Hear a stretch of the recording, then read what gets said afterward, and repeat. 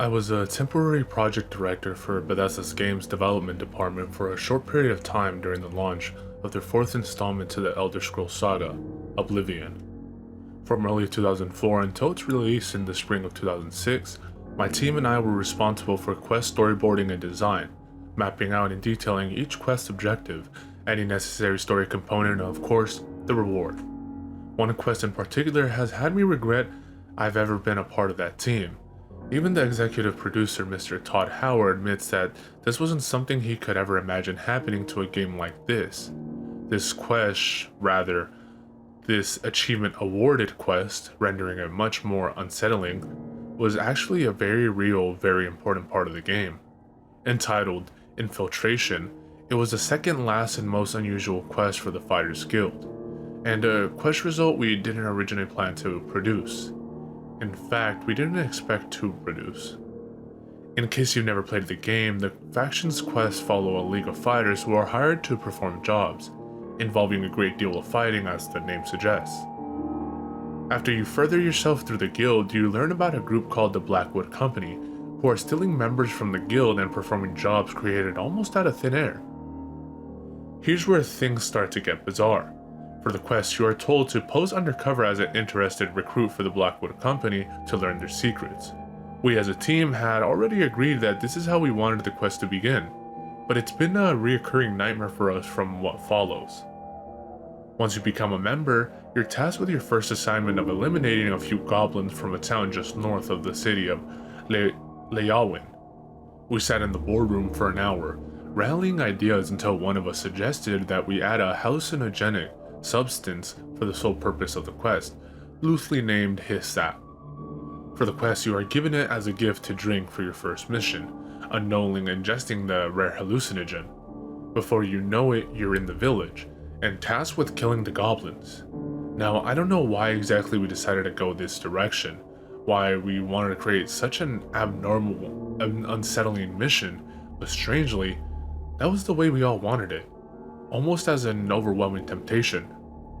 But here's the thing, the end of this mission is where things started to fall apart during the testing sessions. To end the mission, you go back to the village after awakening from the hallucinogen, only to discover to your horror that the goblins you imagine yourself slaying were not goblins at all, but animals and people. But what was meant to only be a row of dead bodies to the player turned into something nightmarish. We first heard about the discovery one evening when an emergency meeting was called into the studio to review what the game developers found, myself included. We were greeted by a disturbed group of pale-skinned developers and animators, who briefed us quickly on the subject matter. Trembling, one of the animators, the one specifically testing the quest, tried to explain what he saw, and what's worse, what he heard. I will tell you what happened, but try to understand that this was no rendering error, no glitch or flaw in the game's coding, or any other factor we tried to establish. Everything checked out. What I witnessed there in the studio that day, I will never forget. The animator sat at his station claiming to have recorded the incident to recall his work in case of accidental deletion. He maneuvered the video to the exact point in the recording, and once he hit play, the entire room fell silent. At first, it was nothing out of the ordinary. It was exactly how the mission progressed when you visit the village a second time, only this time the quality seemed to be grainy and unsaturated, like an old movie. As the character walks a bit further towards the settlements, you saw a man standing in between two homes facing the opposite direction. As the character moved closer, the man began to distort. After 20 seconds of footage, the game appears to lag to the point of a still frame of the man with his face still looking forward. The animator assured us that this is exactly what happened to him, and his video did not stall. After about 7 seconds, the frame rate began to pick up again, only this time the man began to turn around. The face looked as though it was pieced together from several different face models, but grotesquely disproportioned as a mess of random horrifying placements. At this point, there was no sound in the game, just a faint buzz and a crackle of the grain. The characters moved around, but the face followed, and only the face. The rest of the body, still distorted, and now bloody as if to suggest he was a victim, remained grounded and still.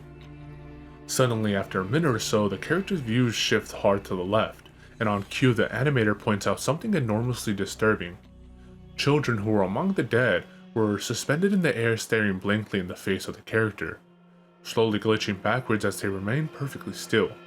The character moves closer and the children keep watching, their legs dangling lifelessly. The bodies, one by one, glitched through the landscapes as if they were being swallowed. As each child disappeared through the rocky terrain, the noise began to enhance and transform. Distinctive moans could be heard periodically, but then something happened. The screen flashed white, then black, then back to white, but this time the screen stats were there. The health bar, the compass.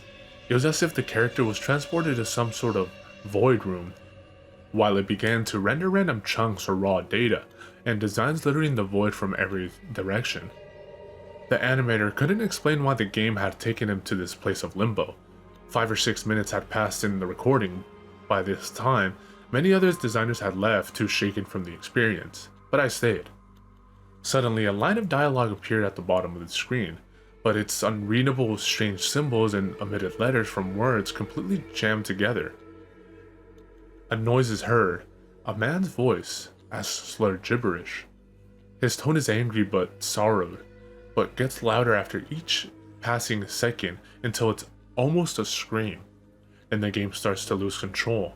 The character starts to spawn all over the map, but everybody is lifeless. The character at this point cannot move. It is forced into a point of view, locked in place as the horror flashes over and over. Howard at this point urges the animator to turn it off, but the video remained on. A point came where the sound stopped. The game ceased to randomly spawn the character. It stopped exactly where it started, a grainy, unsaturated view of the village. Only this time the man with the face stitched and pieced back together like a rag doll was not there. Abruptly, the man rose from the ground inches away from the character, eyes as black as night and his mouth wide open. He started to speak. "You did this," over and over, his speech turning to shouts and his shouts to screams, repeating without the movement of his mouth, "You did this, you did this." The video stopped, the room was quiet, the air was thick. The animators did all they could to fix the problem, but the children still float, lifeless, as if the game was broken beyond repair because of what was experienced that evening. No one ever spoke of it again, and the evidence and its contents destroyed. A month later, I left Bethesda. I have not shared this experience until now, and myself and the rest of the team swore to secrecy, but I felt this needed to be shared. I've never looked at or touched the game again.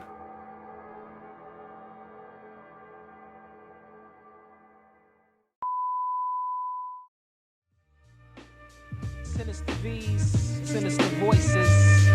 Yo. Action-packed Black Mac 10, Junior and his friend, not a pot to piss and starving brothers on a mission. 2:30, brilliant plan to route a toll booth, GW Bridge, got the weapon concealed, nothing to lose. They choose to break the rules at all costs, stick them in Jersey, hit the other side to New York, black and red leather suits and black biker boots. One got the gun, the other one controls the motorbike, adrenaline pumping, dreams of cash. Anybody try to stop them getting lead in their face, believe that. Black pack.